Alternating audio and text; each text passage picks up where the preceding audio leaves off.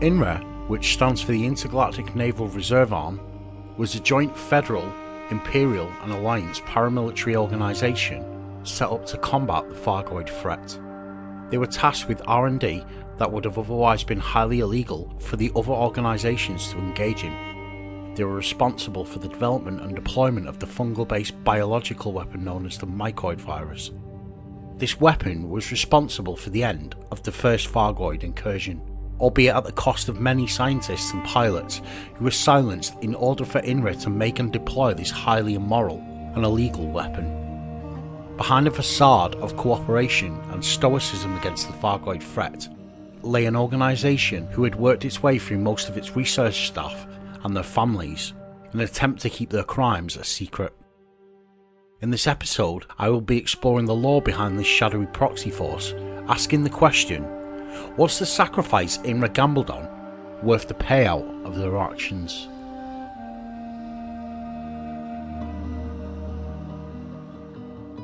During the early stages of the first Thargoid incursion, attacks had took their toll on the human forces in the area. Killing any of their vessels would come at the cost of great life. Humanity was struggling to deal with Thargoid technology on the battlefield. At Hollis Gateway, a discovery was made that would turn the tide of the war and drive the Thargoid threat back into their frozen warrens. A junior researcher who was researching the possible applications of Thargoid technology within the field of agriculture noted the detrimental effect that certain fungus had on Thargoid biosamples. Inra quickly moved to take this research in order to attempt its development into a bioweapon, despite the objections of the junior researcher that first discovered the fungus. An early form of this bioweapon was taken to Clat Enterprises in the Alnath system for testing. At the time, early hypothesized effects that the mycoid virus was hoped to have on Thargoid technology was to affect their hyperspace capabilities, removing their war machine's ability to travel between systems and therefore ending the Thargoid War effort. These early tests were to be carried out on live Thargoid drone bioforms and larger spacefaring interceptors they deploy into combat. Test results yielded questionable yet successful results. Early indications suggested that the mycoid virus could indeed affect the technology in ways that were hypothesized. But what was also apparent was the mycoid's effect on the drones themselves, causing paralysis and extensive molecular dissociation. At this point, Inra ramped up the production plans for this biological weapon, and despite a large percentage of the initial research staff walking out in protest, the production of the mycoid virus would continue.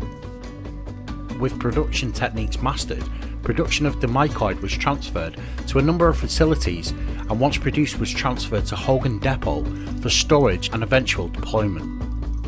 Amongst the efforts of the scientists to mass produce the mycoid virus, a group amongst this number had developed a vaccine in a bid to halt the imminent genocide of a sapient race of life forms in order to save human assets within the area. The development of this vaccine was uncovered by Inra and was shut down immediately. During this time, ship-deployable weapons were also developed to serve as point defense against Thargoid raiders. These weapons, similar to AX hardpoints developed years later, are based on conventional human autocannons or missiles, but with a mycoid payload instead of hardened sabots or high explosive yield. During the first and last test of these early AX hardpoints, a trap was set for Thargoid forces in order to measure the effectiveness of the AX weapons. During this operation, what is now known as a Thargoid mothership attended this operation and wiped the floor with all Inra forces present. In the final stages of the first Thargoid War, with the mycoid virus ready for deployment, Inra set about shortlisting a pilot that was capable of running this mission to deploy the virus into the heart of the Thargoid civilization.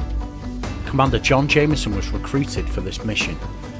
Inra had deliberated that the mission would most likely result in the death of the pilot, as the payload would need to be deployed at extremely close ranges.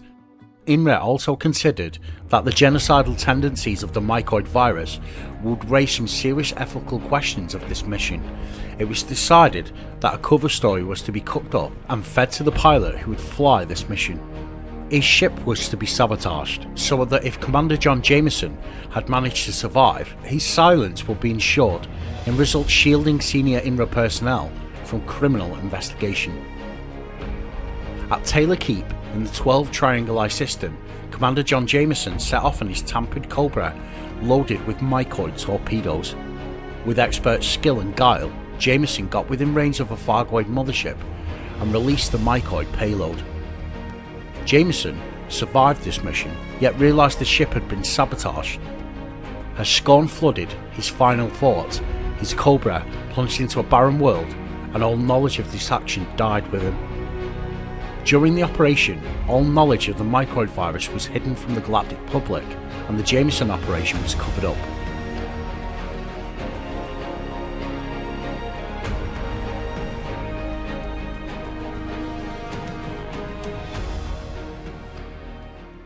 Dissection of Thargoid technology connected to Inra R&D sites had also studied the ways that the Thargoid race travelled between stars.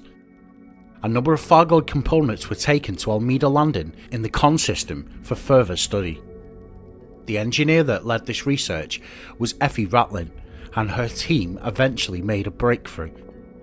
At this point, human vessels shifted space in order to traverse distance. A Thargoid vessel, however, could create a stable wormhole from point A to point B. This gave them a massive advantage when it comes to speed of deployment. With human vessels having to use supercruise to travel between the stars, this would take much longer than the Thargoid vessel that would only take moments. After a prototype Thargoid FSD was created, Ratlin raised concerns that the transition through what is known as wit space could be deadly to a human pilot. Early tests of the Thargoid FSD corroborated what Effie Ratlin had theorised.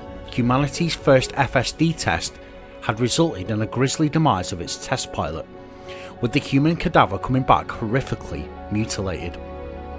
Ratlin attempted to blackmail Inra in order for them to cease deployment of this device. This did not end well for her. After the first Thargoid War, the frameshift drive was further developed by MetaDrive and was to become a staple in most human spacefaring activities.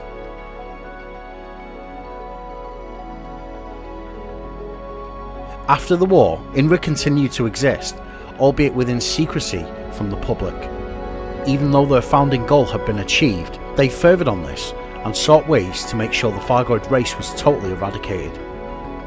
In late 3252, Alliance co-founder Meredith Argent sent an unnamed pilot to search for a missing partner, Mick Turner, who had disappeared the previous year while testing an exploration ship intended for an expedition to locate the Thargoids. The pilot returned to Alioth aboard a Thargoid vessel captured from a remote Thargoid outpost. When the pilot was contacted by Inra and subsequently disappeared with the alien ship, Argent publicly accused Inra of employing an infiltrator tasked with eliminating the Thargoids. Argent's claims, combined with a concerted effort by Alliance leaders to delegitimize Inra, caused governmental opinion of Inra to rapidly deteriorate. By 3253, Inra was forced to disband.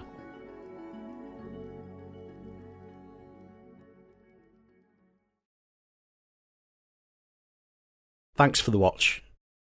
I would like to thank Commander Halpy for choosing to publicly support the channel via Ko-fi. If you like this video, please make sure you like and subscribe. If you have anything to add on these topics, please feel free to comment below. Until next time, Commanders, 07.